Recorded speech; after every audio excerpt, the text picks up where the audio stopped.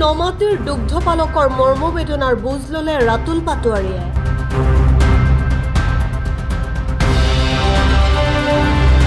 চিনাকি দুগ্ধ সমবায় সমিতিৰ ওচৰত জিলা কংগ্ৰেছৰ সভাপতি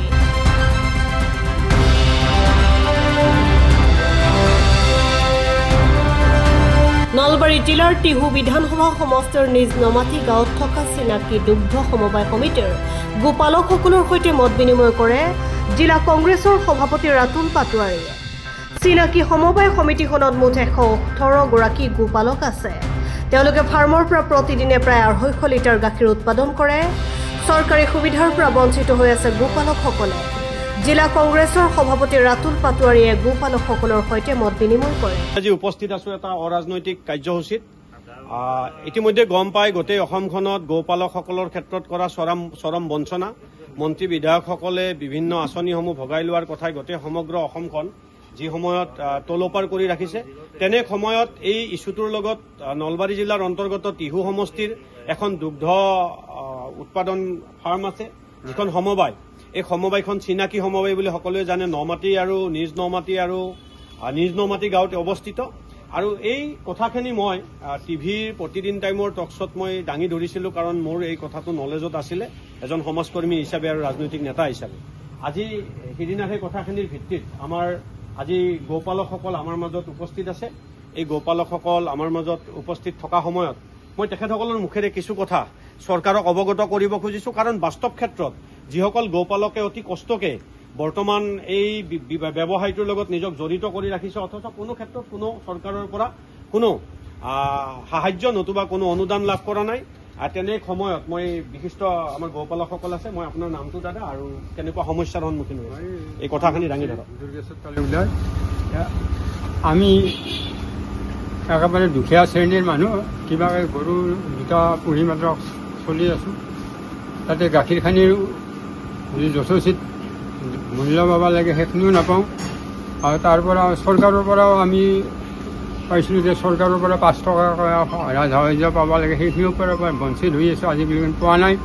গতিকে আমি একো ধৰণৰ সা সুবিধা নোপোৱাৰ কাৰণে আমি দুখেৰে ক'ব লগা হৈছে যে আমি আমাৰ ফাৰ্ম সমবায়খন চলাৰ কাৰণে বৰ আমাৰ দুখীয়া শ্ৰেণীৰ ৰাইজে চলাৰ কাৰণে বৰ অসুবিধা। কিমান মানুহ জড়িত আছে সমবায়খনৰ লগত? 50 জন মানে 118 জন। আৰু প্ৰায় কিমান লিটাৰ গাখীৰ আহে দৈনিক? দৈনিক 250 লিটাৰ প্ৰায় এই সমবায়খনত গাখীৰ আহে। আৰু প্ৰায় 120 জন দুগ্ধপালক এই সমবায়খনৰ লগত জড়িত।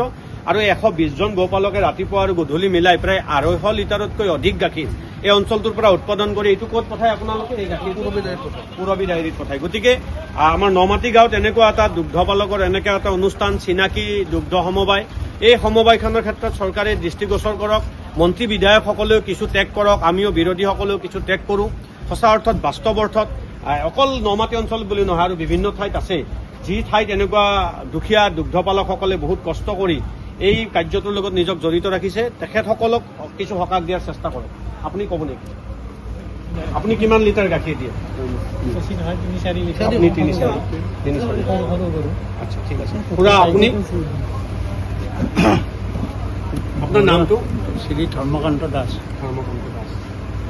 মোৰ বেছি নাই, দুটাই গৰু। এই দুটা গৰু পালন কৰি চলি আছোঁ। আৰু আমাৰ ভাই বন্ধুবিলাকৰো 2-3টা এনেকুৱা গৰু আছে। গতিকে আমাৰ যিখন সমবায়, এই সমবায়খনৰ বৰ দুখীয়া মানুহ। গতিকে এইখিনি চৰকাৰৰ পৰা যিটো সুবিধা আহি আছে সেইখিনি পালি আমাৰ ভাল হয়। আৰু গাখীৰৰ দাম 5 টকা কৰি বঢ়াই দিছিল, সেই দামখিনিও আমি আজি 2-3 বছৰ হ'ল পোৱাই নাই। গতিকে সেইখিনি পইচাও পালে আমাৰ সুবিধা হয়। গতিকে আমাৰ গোপালক হিচাপে চৰকাৰৰ পৰা এটা অনুদান দিলে ভাল হয়। আমি অলপ আহি আছে যদি আমি ঠিক কৰি ল'ব পাৰোঁ, গৰু হয়তো এটা মৰিল এটা কিনিব, এনেহে হয়। ইতিমধ্যে কেইটামান গুৰুত্বপূৰ্ণ কথা কৈছে যে যদি এখেতসকলক চৰকাৰে কিছু এছিষ্টেঞ্চ দিয়ে বা সহায় সহযোগ কৰে, গোহালিসমূহ বহুতৰ বিধ্বস্ত হৈছে। সঁচা অৰ্থত খিলঞ্জীয়া ব্যক্তি এখেতসকল, গতিকে এখেতসকলক সহায় কৰিব বুলি আমি আশা ৰাখিছোঁ। লগতে এটা গুৰুত্বপূৰ্ণ বিষয় আজি দাঙি ধৰিছে, এই কথাটো কেতিয়াও আমি নিউজ চেনেলতো দেখা নাই, যে 5 টকাকৈ চৰকাৰে গোপালকসকলক এছিষ্টেঞ্চ দিম বুলি কৈছিল। অৰ্থাৎ চৰকাৰৰ ঘৰৰ পৰা যিটো দামত গৰুৰ গাখীৰটো বিকে তাৰ এডিশ্যনেলি 5 টকা এড কৰি দুগ্ধপালকসকলক দিম বুলি চৰকাৰে ঘোষণা কৰিছিল। কিন্তু সেই ঘোষণা আজিলৈকে কাৰ্যক্ষম হৈ নুঠিল। সেই 5 টকাটো চৰকাৰে আজিলৈকে নিদিলে। অসমৰ মাননীয় মুখ্যমন্ত্ৰী ডাঙৰীয়া আৰু মীন মন্ত্ৰী ডাঙৰীয়াক আমি অনুৰোধ কৰিম, এগ্ৰিকালচাৰ মন্ত্ৰী ডাঙৰীয়াক আমি অনুৰোধ কৰিম যাতে এই ৰাইজৰ মনৰ কথাখিনি আৰু গৌপালকসকলৰ মনৰ কথাখিনি আপোনালোকে গুৰুত্ব সহকাৰে লয়, এই ক্ষেত্ৰত যাতে আপোনালোকে যথোচিত ব্যৱস্থা গ্ৰহণ কৰে। আজিৰ এই সন্ধিয়াটো অতি মোৰ কাৰণে মই ধন্য যে এনেকুৱা কিছু মহান ব্যক্তি যিসকলে আমাৰ গৌ মাতাসকলক পালন কৰি আৰু গৰুৰ গাখীৰৰে ব্যৱসায়ৰ লগত নিজক জড়িত কৰি ৰাখিছে। তেনে সময়ত আশা ৰাখিম চৰকাৰে আৰু চৰকাৰী বিষয়ববীয়াসকলে, বিশেষভাৱে বিষয়ববীয়াসকলে, অকল মন্ত্ৰীকে নকওঁ, চৰকাৰী নলবাৰী জিলাৰ বিষয়ববীয়াসকলে এটা কথা গুৰুত্ব সহকাৰে লওক আৰু কোঅপাৰেটিভ ডিপাৰ্টমেণ্টো গুৰুত্ব সহকাৰে লওক। অকল এইখন সমবায়ে নহয়, যিসকল সমবায়ে এগ্ৰিকালচাৰ ছেক্টৰৰ লগত জড়িত হৈ কাম কৰি আছে বাস্তৱৰ্থত, তেখেতসকলক সহায় সহযোগ কৰক। তাকে আমি আজি এই লাইভটোৰ জৰিয়তে বা এই ভিডিঅ'টোৰ জৰিয়তে আজি আমি আহ্বান জনাইছোঁ। আৰু যদি আমাৰ কথাত কিবা খুদুৱনি বা ভুল ৰৈ গৈছে আপোনালোকৰ মাজত আমি ক্ষমা বিচাৰিছোঁ। News desk report Assam time.